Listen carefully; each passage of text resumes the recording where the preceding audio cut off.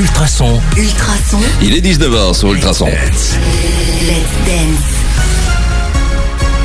Et bienvenue si vous venez de vous brancher. Merci de nous avoir choisis pour passer ce moment ensemble, pour passer le carré VIP à partir de 19h jusqu'à 21h avec Ziad qui est là ce soir encore. Bonsoir Ziad. Salut Oli, comment tu vas? Eh ben très bien. Je suis très content de vous retrouver, d'autant plus que c'est un vendredi spécial.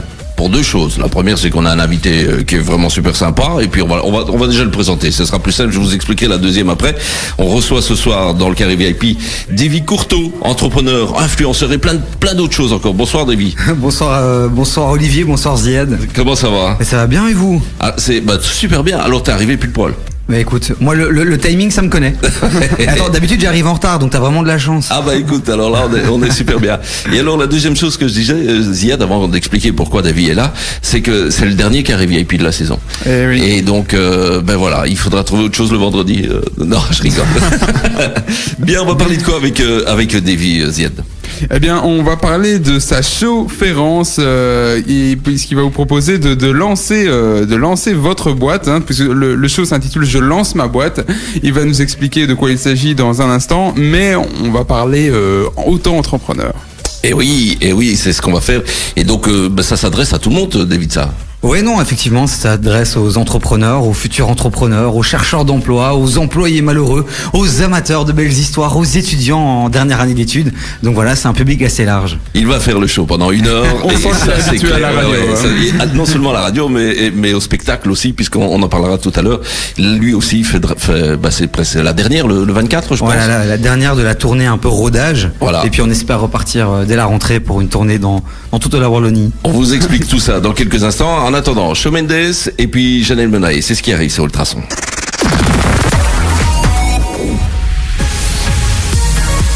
Ultrason. Let's dance. Ultrason. Let's dance. Et oui, il est parti le week-end. Il commence là, maintenant, sur Ultrason, avec le carré VIP, avec Ziad et avec notre invité, Davy Courteau, entrepreneur, influenceur et plein d'autres choses. On va expliquer ça, tout ça pendant 1 heure. Et c'est les premières questions avec Ziad. Mais justement, Davy, tu as plusieurs casquettes, entrepreneur, influenceur, conférencier, avec la chaufférence. Mais qui est véritablement Davy Courteau et pourquoi toutes ces facettes? Alors moi j'ai une envie dans ma vie, c'est de m'amuser et aussi de faire quelque chose qui a du sens.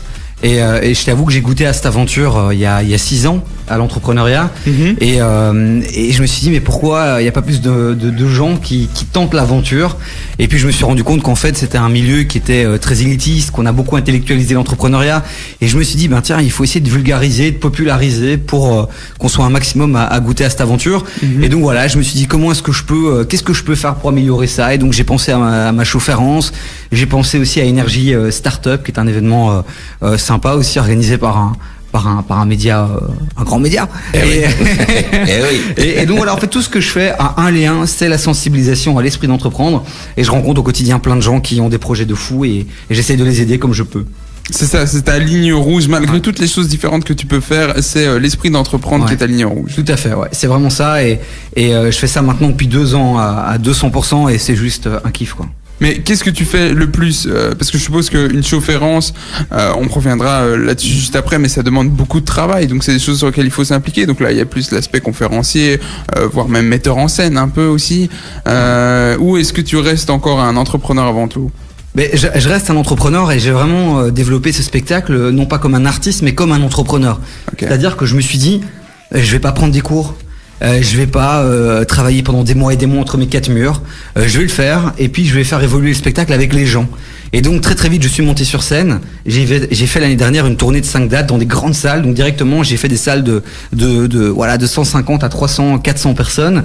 Et je me suis dit tant pis, je me plante, ça marche. Et en fait les gens avaient des post-it. Et ils pouvaient donner leur avis tout au long du spectacle, et puis à la fin je prenais ces feedbacks et j'améliorais à chaque fois le spectacle. Et puis maintenant, cette 2e saison au Kings of Comedy Club à Bruxelles, c'est déjà beaucoup mieux, et ça fonctionne vraiment bien.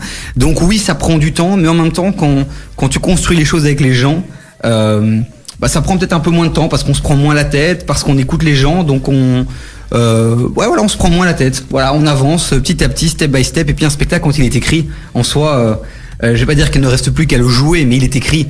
Donc voilà, j'ai quelques dates et puis le reste du temps, je travaille pour la SBL LJE qui permet à des jeunes, à plus de 3000 jeunes chaque année de créer des mini-entreprises. On en a souvent d'ailleurs ouais. à la radio, c'est des top, jeunes de ça. mini-entreprises. Ouais, ça il faut vraiment soutenir cette SBL, elle est incroyable, c'est dans les écoles, c'est la SBL LJE vraiment. En plus ils ont toujours besoin de bénévoles, de gens motivés, donc vraiment allez voir ce qu'ils font. Et donc je fais ça et puis j'ai ma chaufférence et puis j'écris des articles aussi pour des grandes marques aussi, pour des blogs. Donc voilà, c'est un peu ça mon quotidien. Alors, il paraît que ton parcours et ta réussite viennent en fait d'un rêve d'enfant où tu voulais devenir riche, libre et heureux. Ça fait un peu bande dessinée, ça, non? Ouais, mais je rêvais de devenir riche. Alors souvent, quand je démarre ma chaufférence en disant ça, les gens sont un peu cassés parce qu'ils s'attendaient à un entrepreneur qui s'est lancé pour changer le monde, pour un monde plus vert. C'est très américain plus de dire par contre, je rêve de devenir riche. Ouais, c'est vrai. Clairement, c'est vrai que ça choque. Alors après, je désamorce très très vite, parce que je dis qu'au final, au bout de l'aventure, j'ai découvert autre chose que simplement l'argent. Mais effectivement, je me suis lancé pour l'argent. Très très jeune, j'ai bossé dans des Carrefour Express, dans des magasins de proximité. Très vite, j'ai eu un réseau d'entrepreneurs, des gens qui roulaient en Porsche, en Audi TT. Et pour moi, entrepreneur égale riche. Parce que effectivement, les entrepreneurs qui me côtoyaient au quotidien avaient beaucoup d'argent. Après, j'ai découvert la réalité du métier. On ne devient pas forcément riche si facilement que ça. Mais voilà, donc j'avais cette image-là et puis je me suis lancé et puis j'ai découvert un truc magique, quoi. Super. Qui est la liberté. Et ça, c'est vrai, c'est un mot aujourd'hui qu'on utilise à toutes les sauces, mais vraiment quand tu y goûtes, pouvoir faire ce que tu veux, quand tu veux, avec qui tu veux, où tu veux, c'est juste magique. C'est le pied, quoi. Ouais. Ah ouais. Bon, LMFAO, c'est ce qui arrive sur Ultrason Amir, tout juste après avec les rues de Mappen et David Courteau. Juste encore après, il va vous en donner des explications, mais aussi peut-être des envies de devenir entrepreneur, et c'est le but finalement de tout ça, quoi. Ouais, effectivement. Que les gens se lancent, c'est important. La chaufférence, à l'époque je me trompe, la chaufférence intitulée Je lance ma boîte. Alors il faut absolument que tu m'expliques de quoi s'agit-il. Ça a l'air d'être un concept assez particulier. Alors oui, alors d'où ça vient? Alors moi je suis pas un artiste, je me considère pas comme un artiste, donc dire spectacle, utiliser ces mots-là, c'était un peu compliqué. Et puis conférence aussi, il y a plein de gens qui me disaient mais t'es qui pour faire des conférences? T'as peu d'expérience, t'as pas la légitimité. Donc j'ai dit vous savez quoi les gars, vous allez arrêter de me saouler. Je vais inventer un mot et j'ai inventé la chaufférence. Et voilà, c'est un mixte en fait de conférences et de show. Donc on va un peu rigoler, on va un peu, je vais pas dire s'ennuyer, mais on va être plus dans le contenu. Donc ça va être il y aura pas des rires toutes les 5 secondes. C'est vraiment un melting pot de tout ce qui peut divertir. Donc à un moment donné, je fais un slam. À la fin, je lis une lettre sur une musique un peu émotionnelle. Donc vraiment, je fais plein de choses. L'idée, c'est d'apprendre en s'amusant. Voilà, les enfants peuvent apprendre en s'amusant. Pourquoi nous, adultes, on doit forcément se taper des conférences de 2 heures hyper chiantes? J'avais envie, voilà, de pas me prendre la tête, mais quand même de proposer du fond et de permettre aux gens d'apprendre des choses, quoi. Quand tu m'expliques tout ça, moi j'essaie de faire des comparaisons avec ce que je connais, mais ça me fait beaucoup penser au fameux TEDx. Ouais. Et à toutes ces conférences, alors qui là appellent des conférences, qui peuvent être très très différentes, mais il y en a certaines qui ont pour but d'être très instructives, tout en avec les talents du showman, d'avoir un truc très très ludique et très divertissant, quoi. Ouais, c'est vrai que les conférences TED, à la limite, se rapproche, c'est peut-être l'événement qui se rapproche le plus du mien. Après, ça reste quelque chose de très élitiste encore, je trouve, les conférences TED, et on est beaucoup sur des choses, sur de l'inspiration. Donc sur des choses souvent abstraites, sur le design thinking, tu vois. Donc je dis pas que c'est pas bien, c'est vraiment bien. Après, moi, j'essaie d'être dans du concret, et voilà, c'est que je lance ma boîte, et sur scène, alors oui, il y a un côté inspirant. Après, il y a une deuxième partie où là, je vais vraiment être dans le concret. Donc voilà, la chaufférence, c'est finalement un TEDx, mais peut-être plus populaire, plus concret. Ça peut être l'année prochaine, parce que c'est un peu mon objectif aussi, c'est de faire d'autres chaufférences. Ça peut être, parce que je suis en plein régime là, ça peut être je veux perdre du poids. James Dino, qui est parrain de mon projet, pourrait faire par exemple je suis musulman, et alors. Donc des choses très concrètes, et l'idée c'est un peu à chaque fois de partager des bons plans tout en s'amusant. Mais effectivement, ça se rapproche des conférences TED, mais c'est plus c'est moins high level, quoi. Et là, je lance ma boîte, c'est donc une manière d'apprendre aux gens comment est-ce qu'ils peuvent se lancer dans l'entrepreneuriat? Alors oui et non, c'est-à-dire qu'en 1h15 c'est très compliqué d'apprendre aux gens à comment se lancer. L'idée ici c'est vraiment, il y a 2 parties. Il y a vraiment la première partie où je raconte mon histoire, d'où je viens, comment j'ai réussi à avoir les premiers euros pour lancer ma boîte, et comment j'ai fait pour faire parler de moi. Et les conclusions que je tire un peu de cette aventure avec les péripéties, les hauts, les bas. Et puis la deuxième partie où là les gens de nouveau, il y a une urne sur scène. Les gens ont toujours des post-it et en fait c'est les gens qui posent leurs questions. C'est les gens qui viennent avec leurs projets, avec leurs interrogations. Ils notent ça sur les post-it et à la fin je pars en total impro pendant une demi-heure et je pars des questions des gens et je leur réponds. Je voulais pas faire un truc avec un contenu que j'impose aux gens, même si dans la première partie je partage des conclusions, je partage du contenu, mais vraiment la première partie on va dire on est dans l'inspiration. La morale finalement c'est de dire oui c'est possible et c'est accessible à tous, c'est ce que j'ai envie que les gens retiennent dans ce cas de cette première partie. Et puis la deuxième là on est dans le contenu et là les gens posent leurs questions et beaucoup plus participatif quoi. Ouais clairement, mais au moins c'est très concret. Alors tu disais, je souhaite allumer la flamme, transmettre l'énergie pour que ceux qui s'ennuient 38 heures par semaine à leur boulot osent créer leur propre job. Est-ce que tu es vraiment persuadé que tout le monde est capable de créer son job ? Alors tout le monde a le potentiel. Alors ça veut pas dire que tout le monde est prêt à se lancer là maintenant, mais je pense que réellement tout le monde a le potentiel. Après certains vont devoir travailler plus que d'autres parce que ça demande certaines compétences.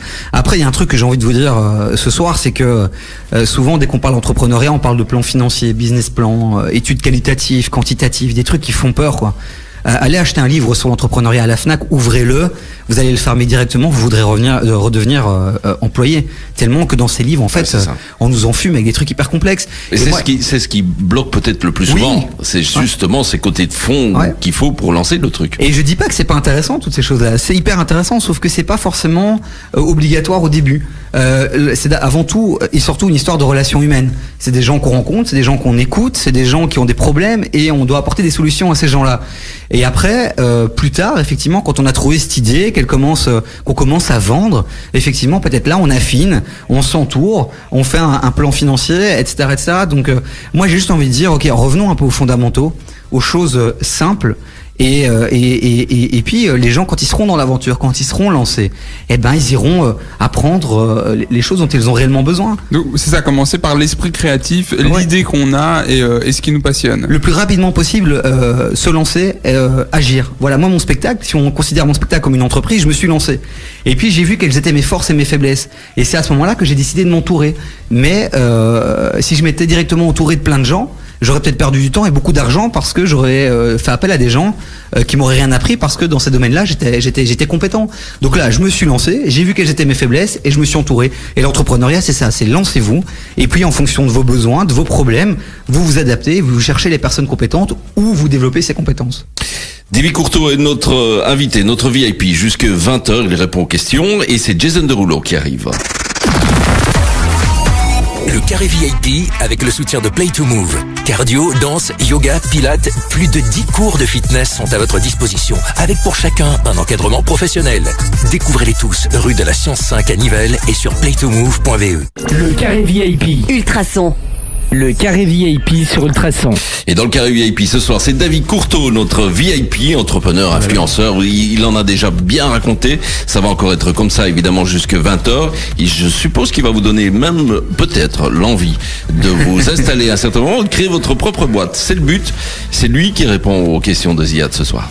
Alors tu as parlé au début quand on a causé de la LJE, donc l'association Les Jeunes Entrepreneurs, qui notamment, alors de manière très concrète, permet de mettre en place pour les jeunes ce qu'on appelle les mini-entreprises. C'est des projets qu'ils font en fin de secondaire. On a déjà eu l'occasion d'en parler ici sur Ultrason. Et alors c'est vraiment basé sur leur propre travail. Ils ont vraiment un plan budgétaire et tout ça, enfin des trucs extrêmement concrets. Est-ce que tu penses donc que cet esprit d'entreprendre, ça puisse être enseigné dès cet enseignement-là, voire même plus jeune encore?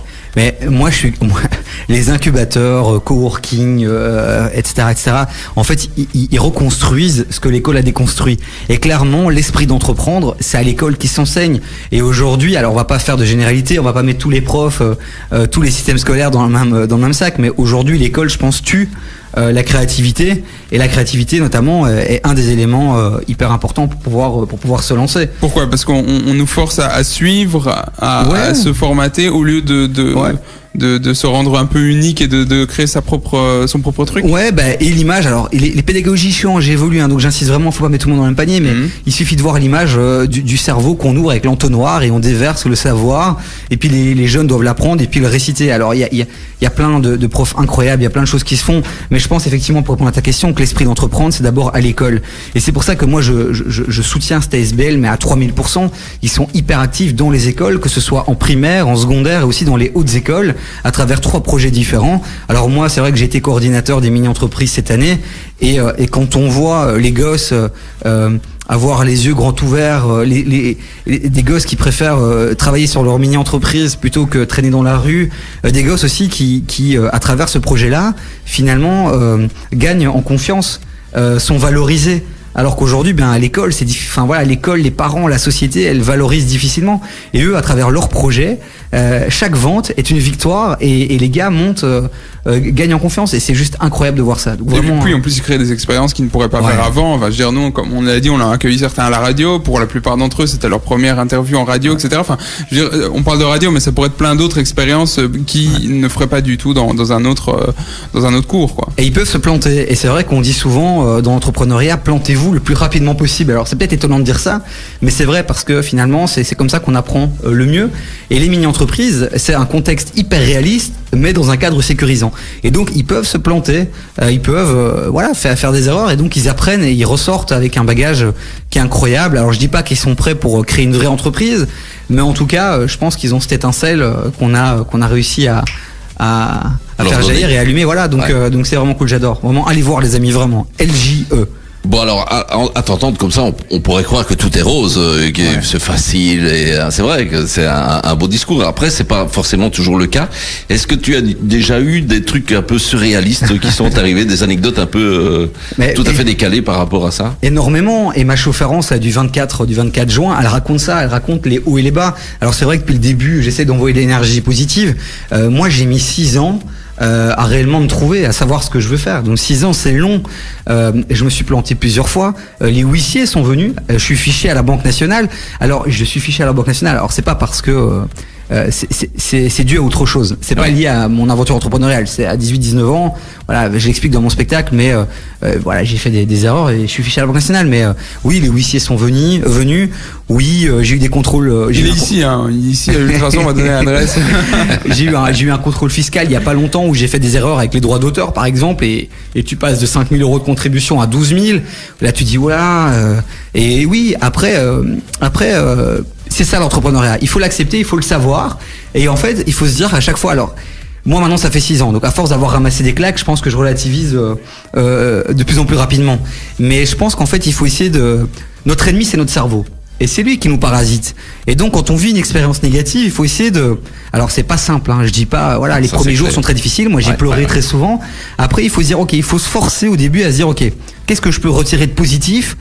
Comment est-ce que je peux essayer de rebondir, et moi à chaque fois j'ai réussi à rebondir, et j'ai commencé comme instituteur primaire, j'ai lancé une start-up en participant à une émission de télé, puis une agence de com, aujourd'hui je fais des spectacles, demain je lance une bande dessinée, donc voilà, donc j'évolue, et je pense que c'est réellement ça, oui, il y a des moments de bas, il y a des moments de haut qui sont très hauts, et en fait ils sont tellement hauts que les moments de bas, on passe, ça fait mal, mais on passe. Alors tout le monde n'a pas le caractère justement pour passer du moment de bas à un moment de haut. On a tendance on pourrait avoir carrément des échecs complets, voire même des suicides à un certain moment, parce que c'est vraiment une catastrophe. Donc là, est-ce que tu as un petit truc pour soulager un peu les gens ou leur donner confiance? À la base, les amis, vraiment, quand on veut se lancer dans un projet, finalement, c'est pas le projet. Souvent, quand on veut se lancer, on pense qu'au projet, et on oublie que la base, c'est d'abord l'équipe, et l'équipe, c'est d'abord soi. Et je pense que d'abord il y a une réelle préparation personnelle à faire. Il faut faire une introspection, il faut connaître ses forces, ses faiblesses, savoir ce qui peut nous déstabiliser, savoir jusqu'où on peut prendre des risques. Est-ce que je suis prêt à vendre ma voiture? Est-ce que je suis prêt à perdre ma maison? Est-ce que je suis prêt à perdre ma femme? Et vraiment, je pense qu'il y a un vrai travail d'abord à faire sur soi, et après trouver les bonnes personnes, bien s'entourer de gens positifs. Souvent ceux qui se lancent oublient tout ça, et puis en dîner de famille ils parlent de leur projet, puis t'as les parents mais t'es fou, et t'auras plus droit au chômage, et c'est dangereux, et ça existe déjà, et en fait on est cassé. Les gens qui nous entourent, parce qu'elles nous aiment souvent, ou parfois parce qu'elles sont jaloux, ont tendance à nous casser. Et c'est vrai que face à ces critiques, il faut être blindé. Et pour être blindé, il faut se préparer. Et je pense que le vrai conseil que je peux donner aujourd'hui aux gens, c'est ça, c'est préparez-vous. C'est un sport d'endurance. Et comme tout sportif, il faut se préparer psychologiquement et physiquement. Et je pense que ça, c'est le meilleur conseil. Et ça permet d'éviter ce genre de situation-là. Excellent. Écoute, on va se préparer pour les prochaines questions. Mais avant, c'est Kaigo et Miguel qui arrivent sur Ultrason. Ultrason. Ultrason. Jusqu'à 21h, débutez votre week-end avec le carré VIP. Le carré VIP Le carré VIP. sur Ultrason. Et avec notre VIP ce soir, c'est David Courteau qu'on retrouve pour parler avec lui notamment de sa show-conférence, mais aussi de tout ce qu'il entreprend, puisque on le nomme, hein, David Courteau l'entrepreneur, ou tu te nommes toi, mais souvent les gens le disent aussi, j'imagine maintenant. Influenceur aussi, ça c'est du boulot quand même. Et on retrouve Ziad pour en parler encore un peu plus. Oui, parce que comme tu l'as dit, tu fais plein de trucs différents, tu fais des trucs qui te plaisent. Mais donc du coup, quels sont un peu là tes fils conducteurs pour essayer justement de filtrer toutes les choses qui te plaisent et que tu as envie de faire pour avoir un agenda clair, pour savoir où tu vas, etc.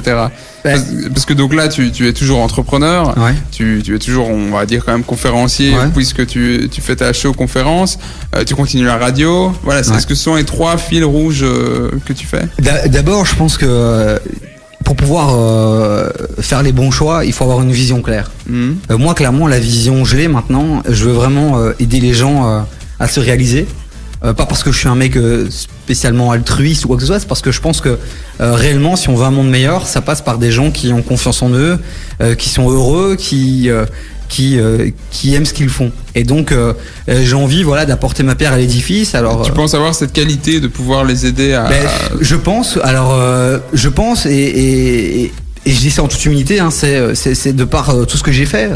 Et c'est pas du jour au lendemain que je me suis dit, je suis Dieu, je vais faire une conférence et je vais aider plein de gens à se lancer. Moi, j'ai été invité par Aurélie Couvreur qui faisait les entrepreneurs week-end. Elle m'a dit, écoute, Davy, viens témoigner. Et donc, je suis venu sans ambition. Je pensais pas à faire des spectacles, faire des conférences. Et j'ai fait une première conférence et les retours ont été incroyables. Puis j'en ai fait une deuxième, les retours étaient encore plus incroyables. Et là, je me suis dit, je tiens un truc. Visiblement, mon histoire plaît, mon histoire parle, et j'ai cette qualité de pouvoir partager de l'énergie et des choses.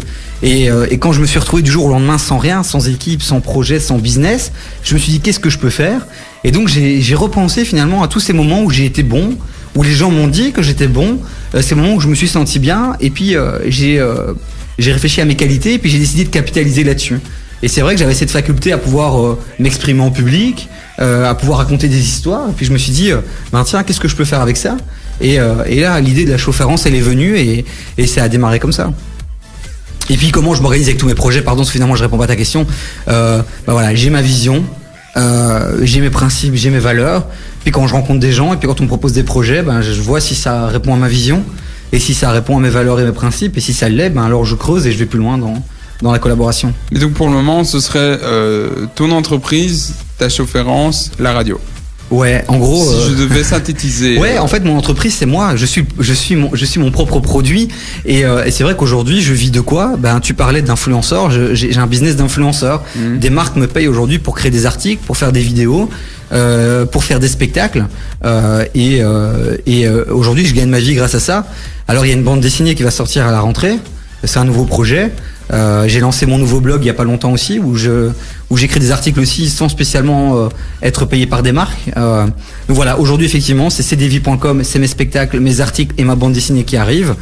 Et alors effectivement la radio et à la rentrée j'espère vraiment pouvoir me consacrer à 90% à la radio et à 10% à mes projets sur le côté. Je veux vraiment faire la radio à la rentrée. Alors on t'entend, hein, tu en parles depuis tout à l'heure, il y a énormément de projets. Ce qui est plus fou, et tant mieux, c'est que tu les réalises, Ouais. tu vas jusqu'au bout des choses et ça c'est génial.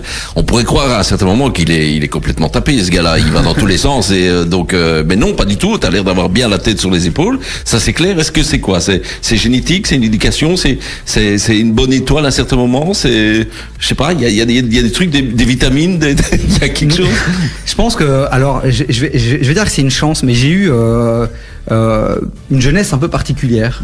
Je suis parti de chez moi très jeune, à 16 ans, puis j'ai pris ma sœur, mon frère à charge qui avait 6 et 7 ans, et Et je pense que ça m'a forgé un caractère, ça m'a fait découvrir des choses, ça m'a donné des responsabilités. Je pense que vraiment d'abord, c'est mon parcours personnel, familial, qui m'a donné peut-être cette capacité à chaque fois me dépasser, rebondir et créer des nouvelles choses. Après, c'est juste aussi, c'est une question d'attitude aussi, de mindset. Et moi, j'ai décidé qu'à partir d'aujourd'hui, je ne faisais que des choses qui me plaisaient, que j'avais envie de faire et que j'aimais. C'est facile à dire, c'est pas facile à faire, mais je mets tout en place. Et ça a été jusqu'à, par exemple, renier ma famille. Donc pendant 5 ans, j'ai pu parler à mon père, à ma mère, voilà, à ma sœur et mes frères que j'avais chez moi. Parce qu'ils n'y croyaient pas et c'est parce qu'à un moment donné, si tu veux progresser, si tu veux avancer dans la vie, il faut t'entourer de gens positifs. Et c'est vrai que moi j'ai grandi dans un quartier social et j'étais pas forcément entouré de gens positifs. Dans mon quartier, voilà, les gens s'intéressent plus à savoir qui couche avec qui que comment est-ce qu'on va régler le problème. Alors je fais des généralités parce qu'il y a des gens incroyables dans mon quartier aussi, mais c'est des gens qui toquent à ta porte quand ils ont des problèmes, quand ils vont bien, tu les entends pas. À un moment donné, moi j'ai dit stop, je m'entoure de gens positifs, de gens qui peuvent me faire progresser. Et comme je suis une éponge et que j'apprends très très vite, j'ai eu cette chance de tomber sur les bonnes personnes et d'apprendre de ces personnes et puis d'évoluer. Et puis voilà, j'essaie d'écouter les gens, d'écouter leurs problèmes, et puis je me dis comment est-ce que je peux apporter des solutions, et tout ça combiné fait que j'arrive à m'en sortir. Après tous les 3 mois c'est un éternel recommencement. Qu'est-ce que je vais faire dans 3 mois, quel nouveau projet, mais c'est excitant. Et oui, et en tout cas, on le sent que c'est excitant. Kenji Girac, pour aller jusqu'au prochain interview de notre ami Davy, c'est déjà presque la fin, ceci dit, Davy. Ça va très très vite, quand même, 1 heure. Ouais, surtout quand on est bien dedans. Allez, Maria, c'est ce qui arrive. Et puis, on retrouve Davy Courteau, qui est notre invité, notre VIP dans le Carré VIP ce soir. Ultrason, Le Carré VIP. le Carré VIP.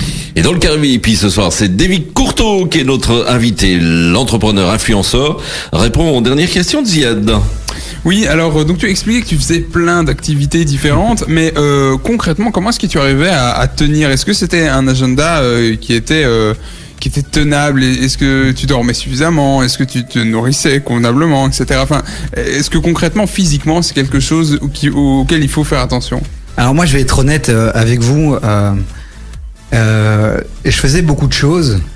Mais c'est beaucoup de choses qui donnaient le sentiment. Enfin, oui, je faisais beaucoup de choses, et donc par ma communication sur les réseaux sociaux, sur mon site, on a l'impression que je faisais 10 millions de trucs qui me prenaient 10 millions d'heures. En fait, pas vraiment. Alors, je vais pas dire que je bossais pas, je bossais, mais ça m'a pas pris tant de temps que ça. Vraiment. Et puis déjà aussi, j'ai jamais eu le sentiment de travailler, puisque j'ai eu cette chance de pouvoir faire ce que j'avais envie de faire. Moi, quand je monte sur scène, quand j'écris un article, quand je travaille mon texte de mon spectacle, je travaille pas. Je suis tranquille à ma salle de sport, posé, j'écris. Je travaille pas, donc voilà. Donc après, oui, il y a eu des moments plus intenses quand je travaillais pour Énergie ou que je travaillais pour la SBL, où là réellement il fallait prester des mi-temps, donc c'était des journées folles plus mes projets perso. Mais là voilà, il faut pouvoir s'octroyer des moments, et ça c'est hyper important, parce que je le dis dans mon spectacle, mais on parle d'argent, d'équipe, de tout ce que vous voulez, mais il y a un besoin qui est qui est fondamental, c'est l'énergie. Et il faut pouvoir vraiment bien la gérer. Et moi, si je me suis planté, je pense, dans certains projets, c'est parce que je l'ai mal géré. Et donc vraiment aujourd'hui, je prends vraiment du temps. Je prends du temps de me poser, de rien faire, de rentrer tôt, de me coucher. Et alors qu'avant, je culpabilisais. Je me disais, mais putain, mais là, Davy, t'as rien foutu. Bah non, c'est pas grave. Ces moments-là, ça permet aussi de souffler. Et donc d'aérer ses neurones et d'avoir des meilleures idées, d'être beaucoup plus efficace. Ouais. Et parfois, vaut mieux dire stop et que bosser, parce qu'en fait, on chute en créativité, on chute en efficacité. Donc un conseil que je peux donner vraiment pour ceux qui ont plein de choses, c'est vraiment déconnecter. C'est pas facile à faire. Moi, c'est ce que je dis à ma femme chaque fois qu'elle dit il faut faire la vaisselle, machin. Ici, je dis non, là, il est temps que je déconnecte. Et puis... mais c'est vrai, c'est pas parce qu'on est passionné par quelque chose, par un truc qui nous parle, que on peut ne pas avoir de burn-out, par exemple. Donc ça, c'est vraiment des choses auxquelles il faut attention. Et moi, clairement, je suis à la limite. Vraiment, j'ai été à la limite, et je pense aujourd'hui aussi, je le suis encore à la limite. On est amoureux de ce qu'on fait, on est passionné par ce qu'on fait, donc on fonce. Les dîners de famille, on parle du projet, avec les potos, on parle du projet, à la salle de sport, on parle du projet. En fait, on ne fait que ça tout le temps. Et à un moment donné, c'est plus possible. On fait une overdose. Moi, c'est ce que j'ai eu avec ma première start-up.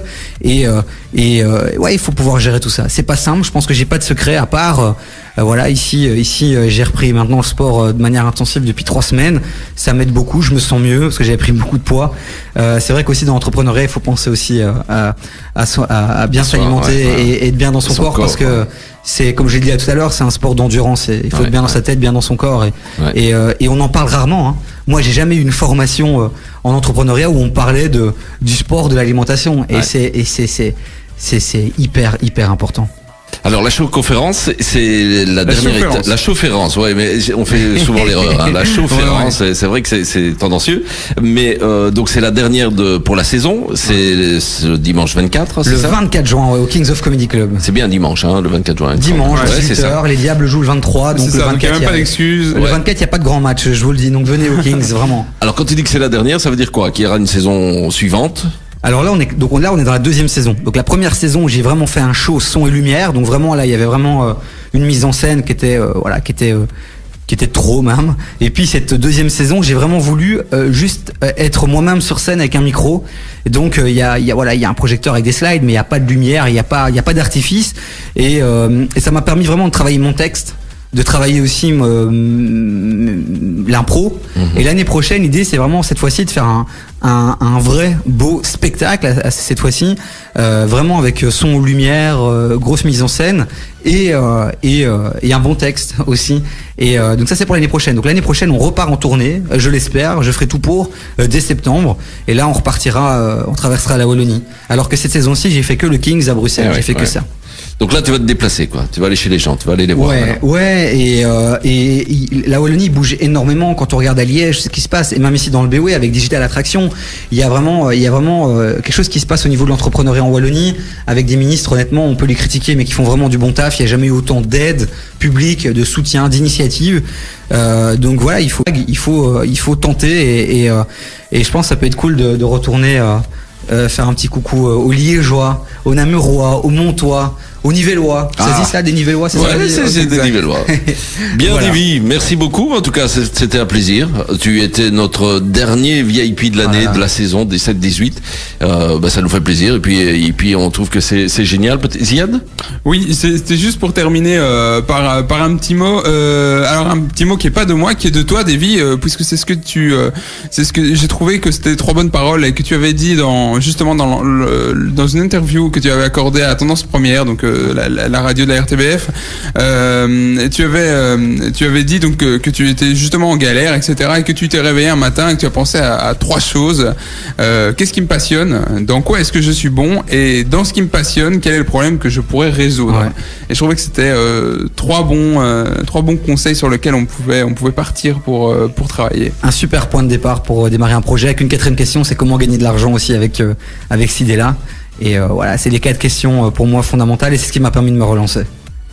C'était David Courteau dans le Carré VIP, en entrepreneur, influenceur et bonne merde, hein, on dit ça pour la dernière. Et puis à très bientôt peut-être. À très vite, j'espère aussi. Merci Davy. En tout cas, Ziad, on se retrouve dans quelques instants avec Sarah certainement pour des chroniques, des agendas et on ira même peut-être, on parlera de l'E3. Ouais, on parlera d'un événement qui a eu lieu à Los Angeles cette semaine avec un autre justement entrepreneur puisque Gianni a fondé son propre média jeux vidéo.